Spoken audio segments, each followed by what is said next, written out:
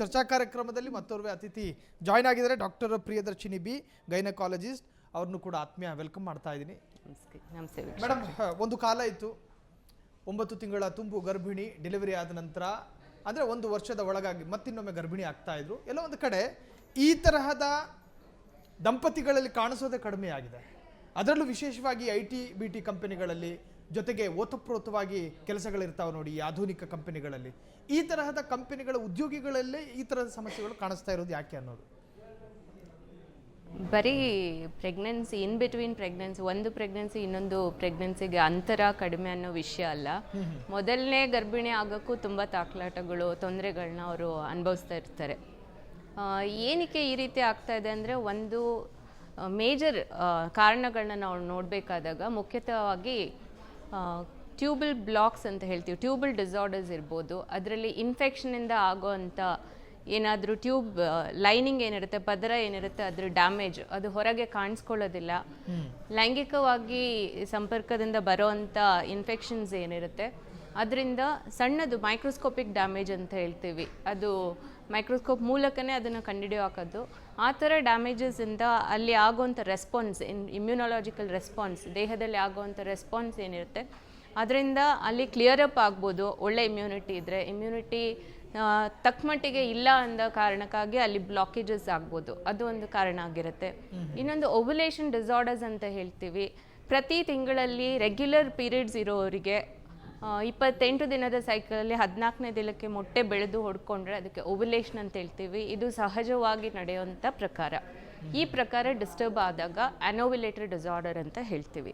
ಅನೋವ್ಯುಲೇಟರಿ disorder ಹೇಗೆ ಅಂದರೆ, hormonal imbalances ಅಂತ ಏನು ಹೇಳ್ತೀವಿ ಅದರಿಂದ ಸಾಧ್ಯತೆ. ಅದರಲ್ಲಿ ತುಂಬ ಮುಖ್ಯವಾಗಿ ಪಾಲಿಸಿಸ್ಟಿಕ್ ಓವೇರಿಯನ್ ಸಿಂಡ್ರೋಮ್ ಅಂತ ಹೇಳ್ತೀವಿ. ಅದನ್ನು ಈಗ ಪಾಲಿಮೆಟಬಾಲಿಕ್ ಓವೇರಿಯನ್ ಸಿಂಡ್ರೋಮ್ ಅಂತ ಕರೆದಿದ್ದಾರೆ. ಯಾಕಂದರೆ ಸಿಸ್ಟ್ ಅಂದ ತಕ್ಷಣ ಅದು ಪಾಲಿಸಿಸ್ಟಿಕ್ಕೆ ಇರ್ಬೋದು ಅನ್ನೋ ಭಯ ಜನಕ್ಕೆ ಶುರು ಆಗುತ್ತೆ. ಅದಕ್ಕಾಗಿ ಪಾಲಿಮೆಟಬಾಲಿಕ್ ಅಂದು ಅದು ಸೂಕ್ತವಾದ ಹೆಸರು ಅಂತ ಹೇಳಿ ಅದಕ್ಕೆ ಏನೇನು ಕಾರಣ ಇದೆ ಅದನ್ನು ಸೂಕ್ತವಾಗಿ ತಿಳಿಸುತ್ತೆ ಅಂತ ನೇಮ್ ಮಾಡಿದ್ದಾರೆ.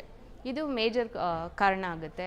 ಈಗ ತುಂಬ ಜನ ತಮ್ಮ ಕೆರಿಯರ್ ಓರಿಯೆಂಟೇಷನ್ಗೋಸ್ಕರ ಅವರ ಫೈನಾನ್ಷಿಯಲ್ ಸ್ಟೆಬಿಲಿಟಿ ಬೇಕು, ಆನಂತರನೇ ಮದುವೆ ಆಗೋಣ ಅಂತ ಅವ್ರ ವಿವಾಹವನ್ನೇ ಮುಂದೂಡ್ತಾ ಬರ್ತಾರೆ.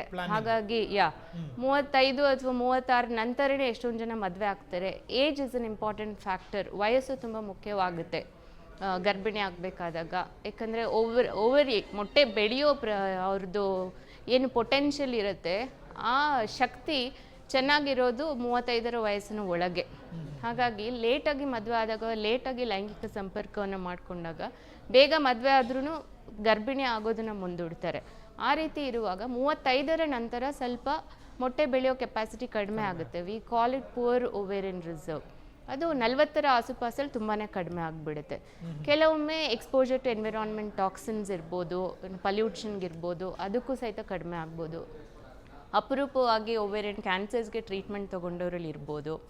ಕೆಲವೊಮ್ಮೆ ಜೆನೆಟಿಕಲ್ ಡಿಸಾರ್ಡರ್ಸ್ ಅಂತ ಹೇಳ್ತೀವಿ, ಕ್ರೋಮೋಸೋಮಲ್ ಅಬ್ನಾರ್ಮಲಿಟೀಸ್ ಅಥವಾ ಜೆನೆಟಿಕ್ ಡಿಸಾರ್ಡರ್ಸಿಂದ ಈ ರೀತಿ ಮೊಟ್ಟೆ ಉತ್ಪತ್ತಿ ಆಗೋ ಪ್ರಮಾಣ ಕಡಿಮೆ ಆಗ್ಬೋದು. ಇವು 3 ಮೇಜರ್ ಫ್ಯಾಕ್ಟರ್ಸ್ ಇರುತ್ತೆ. ಅಪರೂಪವಾಗಿ ಕೆಲವೊಮ್ಮೆ ಜಾಸ್ತಿ ಫೈಬ್ರಾಯ್ಡ್ಸ್ ಅಂತ ಹೇಳ್ತೀವಿ, ಫೈಬ್ರಾಯ್ಡ್ ಗಡ್ಡೆ ಏನಾರ ಜಾಸ್ತಿ ಇದ್ದರೆ, 4ರಿಂದ ಜಾಸ್ತಿ ಫೈಬ್ರಾಯ್ಡು 4 ಸೆಂಟಿಮೀಟರ್ಗಿಂತ ದೊಡ್ಡದಿರುವಾಗ, ಅಥವಾ ಗರ್ಭನಾಳದ ಬ್ಲಾಕೇಜ್ ಕಂಪ್ರೆಸ್ ಆಗ್ತಾ ಇರುವಾಗ ಈ ರೀತಿ, ಅಥವಾ ಸರ್ವಿಕ್ಸ್ ಗರ್ಭಕೋಶದ ಬಾಯಿಯಲ್ಲಿನೇ ಅದು ಡೆವಲಪ್ಮೆಂಟ್ ಆಗಿ ಬ್ಲಾಕ್ ಮಾಡುವಾಗ, ಕೆಲವೊಮ್ಮೆ ಸರ್ವೈಕಲ್ ಸ್ಟಿನೋಸಸ್ ಅಂತ ಹೇಳ್ತೀವಿ, ಅದು ಗರ್ಭಕೋಶದ ಬಾಯಿಯನ್ನು ಕ್ಲೋಸ್ ಮಾಡಿ ಟೈಟ್ ಇರುವಂಥದ್ದು. ಈ ರೀತಿ ಆದಾಗ ಚಾನ್ಸಸ್ ಜಾಸ್ತಿ ಇರುತ್ತೆ ಗರ್ಭಿಣಿ ಆಗೋಕ್ಕೆ ತೊಂದರೆ ಆಗುವಂಥದ್ದು. ಇನ್ನು ವಿಜಯಲಕ್ಷ್ಮಿ ಬಾಳೆಕುಂದ್ರಿ ಮೇಡಮ್, ಈ ನಾವು ಪ್ರತ್ಯೇಕವಾಗಿ IT-BT ಕಂಪನಿಗಳು ಜೊತೆಗೆ ಈಗಿನ ಕಾರ್ಪೊರೇಟ್ ಕಂಪನಿಗಳ ಸಿಬ್ಬಂದಿಗಳ ಬಗ್ಗೆ ಯಾಕೆ ಮಾತನಾಡ್ತಾ ಇದ್ದೀವಿ ಅಂತ ಕೇಳಿದ್ರೆ, ಒಂದು ಪ್ರತ್ಯೇಕವಾದಂತಹ ಕನ್ಸರ್ನು. ಬಾಳೆಕುಂದ್ರಿ ಮೇಡಮ್, ಎಲ್ಲೋ ಒಂದು ಕಡೆ ಈ IT ಕಂಪನಿಗಳ ಉದ್ಯೋಗಿಗಳ ಕೆಲಸದ ರೂಪ ಇದೆಯಲ್ಲ, ನಿರಂತರವಾಗಿ 12 ಗಂಟೆಗಳ ಕಾಲ ಲ್ಯಾಪ್ಟಾಪು ಕಂಪ್ಯೂಟರ್ಗಳ ಮುಂದೆ ಕೂತಿರ್ತಾರೆ. ಅವರಿಗೆ ನಿರ್ದಿಷ್ಟವಾದಂತಹ ಟಾರ್ಗೆಟ್ ಕೊಡಲಾಗಿರುತ್ತೆ.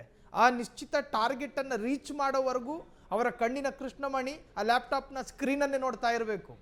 ಸೊ ಒಂದು ಕಡೆ ಟಾರ್ಗೆಟ್ ರೀಚ್ ಮಾಡುವ ಒತ್ತಡ, ಇನ್ನೊಂದು ಕಡೆ ಅವರ ಕಾಫಿ, ಜೊತೆಗೆ ಒತ್ತಡ ನಿವಾರಣೆ ಮಾಡೋದಕ್ಕೆ ಆ ತಾತ್ಕಾಲಿಕ ರಿಲೀಫು, ಸಿಗರೇಟು, ಜೊತೆಗೆ ಆ IT ಕಂಪನಿಗಳ ವಾತಾವರಣ, ಇವೆಲ್ಲವೂ ಒಂದು ತರಹದ ಮಾನಸಿಕ ಹಿಂಸೆಯನ್ನು ಕೊಡುತ್ತಾ ಇದು ನಿಜಕ್ಕೂ ಬಂಜೆತನಕ್ಕೆ ಕನೆಕ್ಟ್ ಆಗುತ್ತಾ ಮೇಡಮ್? ಖಂಡಿತ ಮಾನಸಿಕ ಒತ್ತಡ ಒಂದು ಕಡೆಗೆ, ಇನ್ನೊಂದು ಪ್ರಮುಖವಾಗಿ ಅಂತಂದ್ರೆ ಈ ಲ್ಯಾಪ್ಟಾಪ್ ಮತ್ತೆ ಇದರಲ್ಲಿ ಇಲೆಕ್ಟ್ರೋಮ್ಯಾಗ್ನೆಟಿಕ್ ವೇವ್ಸ್ ಉತ್ಪತ್ತಿ ಆಗತ್ತೆ. ಈ ಇಲೆಕ್ಟ್ರೋಮ್ಯಾಗ್ನೆಟಿಕ್ ಉತ್ಪತ್ತಿ ಆಗೋದ್ರಿಂದ ಅವ್ರು ಲ್ಯಾಪ್ಟಾಪ್ ಇಟ್ಕೊಳ್ಳಿ, ಡೆಸ್ಕ್ಟಾಪ್ ಇಟ್ಕೊಳ್ಳಿ, ಮೊಬೈಲ್ ಇಟ್ಕೊಳ್ಳಿ, ಟ್ಯಾಬ್ಲಾಯ್ಡ್ ಇಟ್ಕೊಳ್ಳಿ, ಏನೇ ಇಟ್ಕೊಂಡ್ರು ಅದರಿಂದ ಬರೋ ಇಲೆಕ್ಟ್ರೋಮ್ಯಾಗ್ನೆಟಿಕ್ ವೇವ್ಸ್ ಇಂದ ಅವ್ರಿಗೆ, ಹೆಣ್ಣು ಮಕ್ಕಳಿಗೆ ಓಮು ಅಂದ್ರೆ ಮೊಟ್ಟೆ, ಗಂಡಸರಿಗೆ ಸ್ಪರ್ಮ್ಸು ಉತ್ಪತ್ತಿ ಅದು ಕಡಿಮೆ ಆಗತ್ತೆ. ಆಮೇಲೆ ಎಷ್ಟೋ ಕಡೆಗೆ ಎಸೋಸ್ಪರ್ಮಿಯಾ ಕೂಡ ಆಗೋ ಚಾನ್ಸಸ್ ಇರುತ್ತೆ. ಹಾಗಾಗಿ ಇದು ಆಕ್ಯುಪೇಷನಲ್ ಹೆಜಾರ್ಡ್ ಅಂತ ನಾವು ಅದನ್ನ ತಗೊಳ್ಬೇಕಾಗತ್ತೆ. ಅದರ ಜೊತೆಗೆ ನೀವು ಹೇಳಿದ ಹಾಗೆ ಸ್ಟ್ರೆಸ್ ಅಂತಂದ್ರೆ ಒಂದು ಕಡೆಗೆ ಆಗ್ತಾನೆ. ಪದ್ಮಾಕ್ಷಿ ಅವರು ಬಹಳ ಸುಂದರವಾಗಿ ನಿದ್ರೆ ಕಡಿಮೆ ಆಗಿದೆ ಅಂತ ಹೇಳಿದ್ರು. ಈ 3 ಗಂಟೆಗಿಂತಲೂ ನಿದ್ರೆ ಕಡಿಮೆ ಮಾಡಿದ್ರೆ ಹಾರ್ಟ್ ಅಟ್ಯಾಕು ಹೆಚ್ಚಾಗತ್ತೆ. ಅದ್ರ ಜೊತೆಗೆ ಮಕ್ಕಳಾಗೋದು ಸಂಖ್ಯೆ ಕೂಡ ಕಡಿಮೆ ಆಗತ್ತೆ. ಹಾಗಾಗಿ ಈ ತರ ಕಂಟಿನ್ಯೂಸ್ಲಿ 12 ಗಂಟೆ ಕೆಲಸ ಮಾಡ್ತಾ ಇದ್ರೆ ಸುಸ್ತಾಗಿರ್ತಾರೆ, ಮಲಗಿರ್ತಾರೆ. ಹಾಗಾಗಿ ಲೈಂಗಿಕ ಕ್ರಿಯೆಗಳು ಕೂಡ ಕಡಿಮೆ ಆಗತ್ತೆ.